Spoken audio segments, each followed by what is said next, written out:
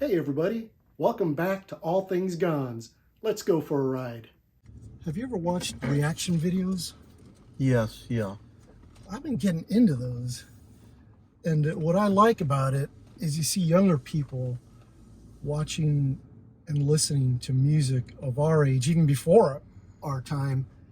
I like watching, I think it's a Rob Squad and something in Lex. They're really good. I like them. They have a good selection. But another thing, there's a bad side to that. I've spent a lot of money buying old music I used to have because it's bringing it back alive. It's incredible. You know, Walmart is getting into the album scene, the vinyl. You can go and you can have reintroductions of, a special edition of vinyl that's clear and translucent, special designs and everything, which is really cool. Yeah, but I mean, these reaction videos opened my eyes again to Grand Funk Railroad. I forgot how many good songs they had. They had a whole slew of really good. And they just kicked ass too. I forgot how incredible they were. Yeah, them and Linda Ronstadt. I was a big Linda Ronstadt fan when I was a kid. Linda Ronstadt. There is so much I could say about her. I could never do her justice. I suggest you check out the documentary, The Sound of My Voice.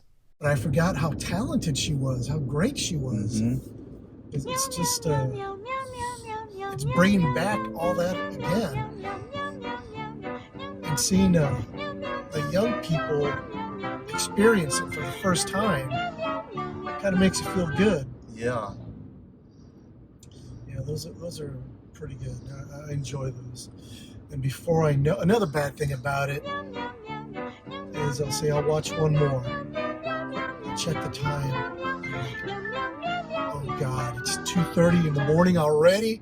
I gotta go to bed. Man. Yeah. Another band had a lot of hits also was the Grassroots. They were a good band.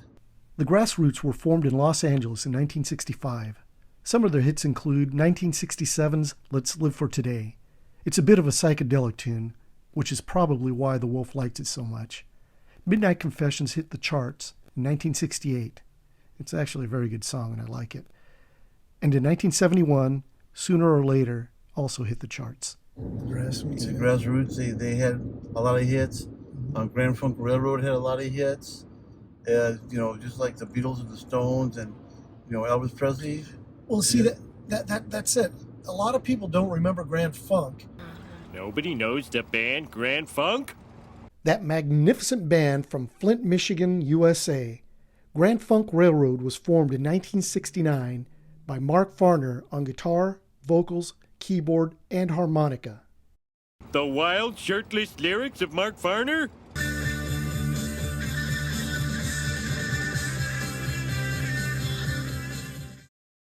Don Brewer on drums and vocals. The competent drum work of Don Brewer?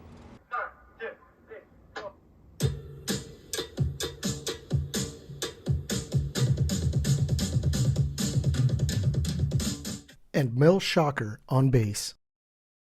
The bong rattling bass of Mel Shocker?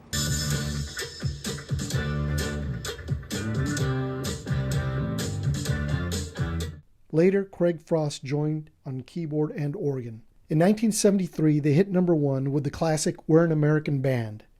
They hit number one again the next year, in 1974, with The Locomotion. That same year, Some Kind of Wonderful topped off at number 3, and in 1975, they hit number 4 with Bad Time. They went on to hit the top 40 8 more times. I can go on and on about Grand Funk. For more information on Grand Funk, consult your school library. Grand Funk, baby. Check them out. Wow. They'd sell out Shea stadiums around the U.S. And some of their songs, people actually didn't know it was Grand Funk. That's interesting. Yeah, I was looking at some of my sister's old 45s. Yes. And she still have some? Oh yeah, she's got boxes of them. Ooh, what she do? She's going to keep them, or yeah. obviously she has them, but she don't play them or anything, does she? No. Oh. Actually, she gave me a whole box of them. Ooh. Yeah, I have some of those. Tell her if she wants to give a boxes, throw some my way. Hey, speaking of albums, there was another YouTuber I was watching, Noble Albums or Noble, a guy with a big beard. He talks Yes. about albums. Have you seen him? Yeah, I've seen him, yes. Yeah, that was pretty interesting stuff. I was going to tell you about him because I know you love collecting albums. Oh, yeah, vinyl. I love vinyl. I have all of my 45s. I had mentioned another time about 45s as opposed to albums. Albums, you know, you get all these songs on them, and the sleeves, you know, the covers they're like art. They're really Right. good, but they can be expensive. And when you're young people didn't have the money to be just getting, you know, one album after another. So they get their favorite song, the A song of that album, and they get it in the 45, which was just, you know, what, 50 cents back in the day, something like that. I mean, really acquirable. You could take a few bottles in and get a 45 and play the heck out of that 45 and enjoy it. But they're not really viewed with you know, the respect they should be as opposed to albums, because I mean 45s they had a big part of making that group or that singer very popular. You know, they contributed to the sales. A lowly 45 would still be a sale, even though it's not on an album. Let's say, okay, which song sold? All this song sold so much in 45. They go, okay. And there were a lot of big songs that were actually the B-side. Yes. And sometimes the B-side would outdo the A-side. Ah, the B-sides. In 1953, Elvis Presley's Hound Dog was the B-side to Don't Be Cruel, but it was later switched. This happens often, so keep that in mind. In 1966, the Beach Boys had God Only Knows as a B-side to Wouldn't It Be Nice. And in 1969, Born on the Bayou by Clarence Clearwater Revival was the B-side to their classic Proud Mary.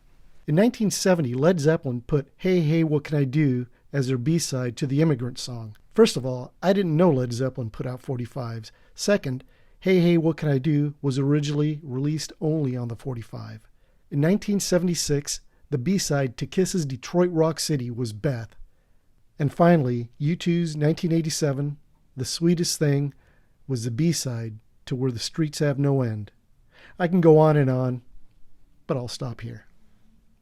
Being that you have the A-side and the B-side, the A-side could have been the big hit, but the B written by, say, the singer, and the B-side, say, it was written by the bass player. Not talking now bass players. Yeah. Say the bass player, and it wasn't that famous, or nobody really liked it, but he's still getting paid for the A side also, because they're both being paid the same amount for the total sales. It probably sounded confusing. No, that's true. The B could equal the A in sales because they could. Well, it's the same thing. Yeah, the same thing. And then sometimes the little 45 on the other side would have the same song but an extended version, which was pretty good. The classic extended disco version. Yes. I like my 45. It's hard to find 45s now. I go to Levels over in Whittier, and they have 45, but not like they used to have it before. Man. Oh, you can spend a whole day at Levels. Yes. It's going to replace CDs soon, so I'll have to buy the white album again. Yep, me too. I bought the white album in vinyl, cassette, CD, and iTunes. Cassette versus 8-track for a while there. I was never a big fan of 8-tracks. Of course, you had your home 8-track, your portable 8-track, and the classic car 8-track. The trouble with 8-tracks is that they only had one reel, and if the tape slipped and unwound, good luck trying to fix it. Cassettes, on the other hand, had two reels, a supply and a take-up reel. So, 8-track versus cassette, cassette. Better yet, iTunes. I still trip out on the reprise, how the whole thing worked. I don't know why people were conned into it. Into the 8-track? Yeah, it was horrible. Horrible system. Yeah. They say it was more durable, and you could. It sounded clear, supposedly. Well, it's still tape, so the more you use it, the more it degrades. Yeah, I bought Pioneer TP900 the other day, brand new. It was expensive, and I was thinking they have it in both ways. You get 8-track cartridge or cassette. I thought, I don't want to get cassette. So I bought the 8-track, and lo and behold, you know, they stopped making the 8-tracks and everything was going cassette. But I thought, oh well, you know, I bought it anyways. It was expensive for the day, very, very expensive, like $300, $350. Ouch. Yeah, that was the cheap in those days. So I went and, you know, I had that, and you know, now they have the CDs and so forth, the MP3s. But as far as your home entertainment center, they had always said, even the one actor, Nicolas Cage, had come on and said in a movie he made, The Rock, that the vinyl has like a soul to it, has a clarity and so forth that you can't get from the CD. Mm-hmm. So, and I believe him. I Soul. believe him. The soul, yeah. And I've got a lot of freaking albums at home. Yeah, you could sell them. I hate to sell them. Thanks for riding with us again, and we'll see you next time on All Things Gonz.